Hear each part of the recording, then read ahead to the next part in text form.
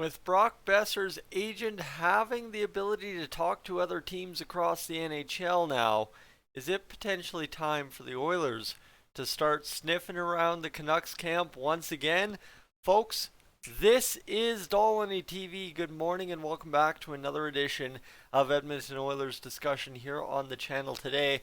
And simply put, this one, the Brock Boeser video, comes straight out of the old playbook of you're in it to win it this year, right? You're all in is what we've been saying as Oilers fans all season long. So, when a guy like Brock Boeser becomes more or less available because of the drama of last night in Vancouver, how do you not sit there and think, man, this would be a good move if we can make it happen? And that is, of course, the key for the Edmonton Oilers. Before we get to that, if you're new to the videos or new to the channel, what I want you to do is consider one thing for me, alright? I'm going to flash the graphic for you. If you'd be so kind to consider hitting the subscribe button here on Dolynny TV and sticking around and discussing more Oilers topics with me, that would be fantastic. Alright, folks, with that, if you're returning or also new, hit a like on the video. Let me know how you like today's topic. And with that, let's get discussing today. Brock Boeser, obviously, the drama was yesterday. This is obviously the day removed from Hockey Night in Canada on December 3rd if you're watching at a later date.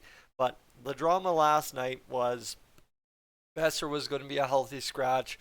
Dakota Joshua was going to play in his spot in the Canucks lineup last night. Joshua goes down with injury. It's Hockey Fights Cancer night. Obviously, the Duke Boeser story comes into play. And for the Oilers, or for the Canucks, sorry, then because of Joshua going down with injury, Boeser comes in, scores the goal. But earlier in the night, Elliot Friedman had made it public that it appears that the Boeser camp is allowed to explore options with other teams via trade here in the NHL market. So, with that, we now transition back over to my specialty and the Oilers realm of things where right, we're down Kane. We're down really anybody impactful on the right wing outside of Zach Hyman, who cannot play two lines at once every single night. When you're talking about the top six, right, and it's not that, yes, Puljujarvi isn't an effective player in the top six. It's just simply put, he's not quite getting the job done in the goal scoring department for the Oilers. And you think about what Brock Boeser could do within the top six with the key pieces that the Edmonton Oilers have. This is one of the situations where all of a sudden you see you can do a lot of damage by trading for Brock Boeser if you're the Oilers. And this is not a situation where, man, the Oilers have to do this, man. No, this is one of those things where, right, if they're going to be in on Patrick Kane, if they're going to be in on Jonathan Toews, if they're going to be in on guys like that out there in the NHL right now as they're trying to get towards this trade deadline, I'm sorry, when you see Brock Boeser pop up in the NHL trade circles, you got to be in on Brock Boeser as well. Because simply put, the guy's got 15 points in 19 games this season. You know what? Not quite the goal scoring prodigy he was looking to be at one point in his career.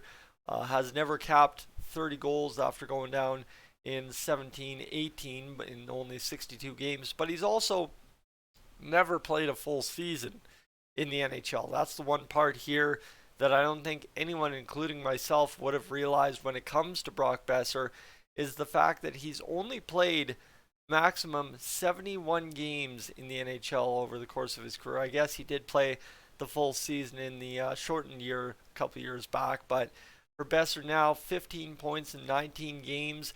That's not a bad 82 game pace, but it really comes down to, for the Oilers, how do you afford the salary? That's the problem for the Oilers right now, is the contract with Brock Boeser that he signed back this July, right? And this contract he signed to stay in Vancouver at 25, 24 years old is $6.65 million.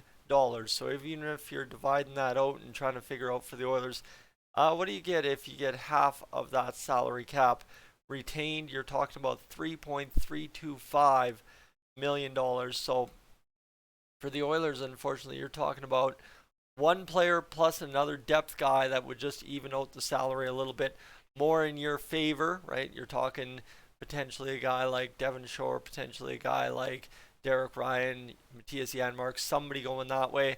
And then, of course, one of more than likely Fogle, Yamamoto, Puljujarvi, and a pick to make it happen.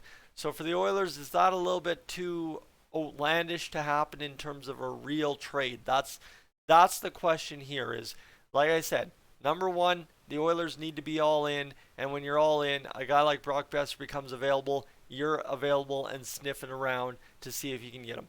But number two is, of course, what we've suffered through for the past 4 years with the Oilers is figuring out realistic trades for other teams' players, right? Puljujarvi, everybody talks about how he's a trade chip in a bigger trade. Is this the kind of trade chip he would need to be in this kind of trade? I'm not sure. I'm not really 100% if Puljujarvi is going to be the big want from the Canucks when it comes to Brock Boeser.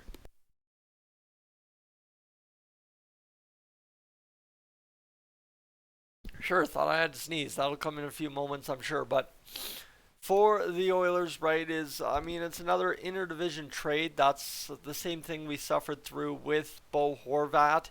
Is the fact when I did that discussion at the start of the year, everybody was pretty anti-trading with the Canucks, anti-trading with the Oilers as a Canucks fan because you're within the division.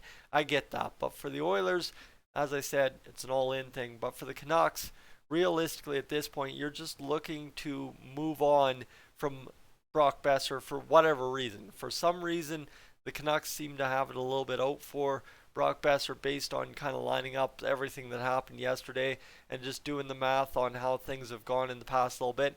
And for Boeser too, right? He's had a lot of struggles in the past couple of years, and that's the tough part there for sure. So hopefully, if the Oilers were to get him, he kind of gets back on track here and just kind of life evens out for him, and then he can be the hockey player he's supposed to be. But for Boeser too, he has not put up 50 points or more since 18-19. That's another key part here for the Oilers, and he's never put up more than 56 points in his career. And of course, he's still 271 points in 343 games played in his career, so don't mind that at all. But that's the question, right? Is go back to whatever you want. It's the question of what do the Oilers give up in return, and simply put, if you want to go here and just check out Cap Friendly yourself and say, man, what do the Oilers have to give up in return? We could easily give up a prospect. That's not a problem with me. Which prospect are you giving up? That's the question to you. But for the Oilers, when you look at it, we have our second rounder in 2023. We don't have a fourth rounder this year, and then we don't have a third and a seventh the year after. So that's where you got to think about things just a little bit more if you're the Oilers, is for them right now. Round 3, round 2, round 1, all available. So would you just give up Puljujarvi and a first to the Vancouver Canucks this year? Like, what would you do as an Oilers fan to make this trade work? I think no matter what, the minimum ask is a second Puljujarvi and that extra player minimum, absolute minimum to make that deal work. But then I think for the Canucks perspective is you still know what you've got in Brock Boeser in terms of value within the NHL trade market. And I think at best, every team's got to be coming to the trade market with a first round and plus kind of deal for Brock Boeser. So when I say the Oilers got to be all in and you got to look at a player like Brock Boeser, it's the same thing as Patrick Kane. It's a little bit lofty to make happen, and it's one of those things that's pretty nifty to talk about right now here in November. But when you start talking about the trade deadline, that's when we can actually start talking about things being a little bit more concrete for the Edmonton Oilers in this kind of trade scenario. Folks, I'm Tyson, this is Dolynny TV. A reminder, if you're just heading out, make sure you hit that subscribe button and leave a like on the video if you're enjoying today's topic. Sorry for it being a little sleepier of a video. However, when you roll out of bed and get to work on a Sunday morning, that is going to be the case. I'm Tyson, this is Dolynny TV. I'm up on out of here.